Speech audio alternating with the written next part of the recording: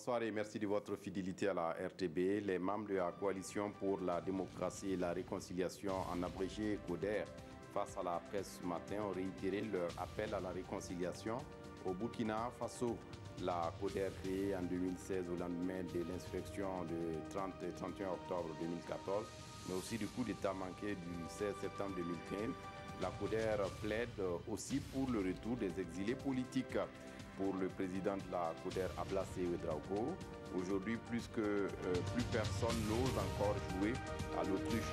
Notre pays, notre patrie unique, le Burkina Faso va mal et il va très mal, dira-t-il aux journalistes. Et puis le Burkina Faso, ex-Haute-Volta, créé le 1er mars 1919, a eu 100 ans le 1er mars dernier, un centenaire qui fait l'objet de conférences dans plusieurs régions du pays. Et c'est Kaya dans le centre-nord qui a débuté ce samedi 6 avril avec la série d'activités. L'objectif étant de revoir le parcours de la Haute-Volta, les acquis et les difficultés qui ont jalonné ce parcours.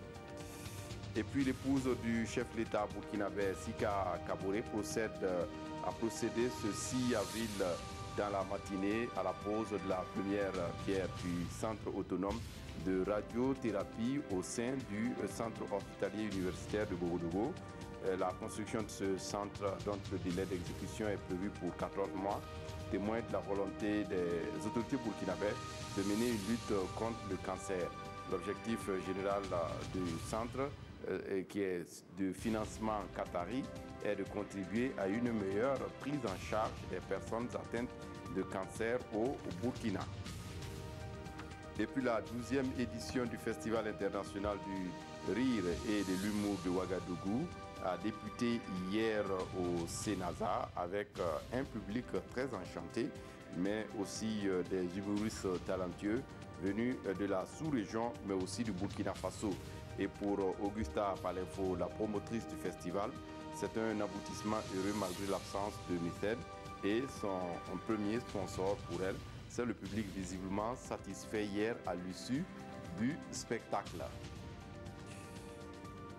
Pour terminer, le Premier ministre britannique Theresa May demande un nouveau report au 30 juin pour quitter l'Europe. Un épisode qui ne réjouit pas les instances européennes à Bruxelles, explique le journaliste Pascal Verdou.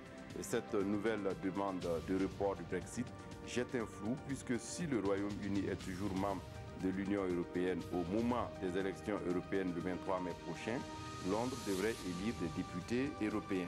C'est tout pour ce flash. Je vous retrouve à 20h pour d'autres actualités. D'ici là, excellente suite de programmes sur la RTV. Au revoir.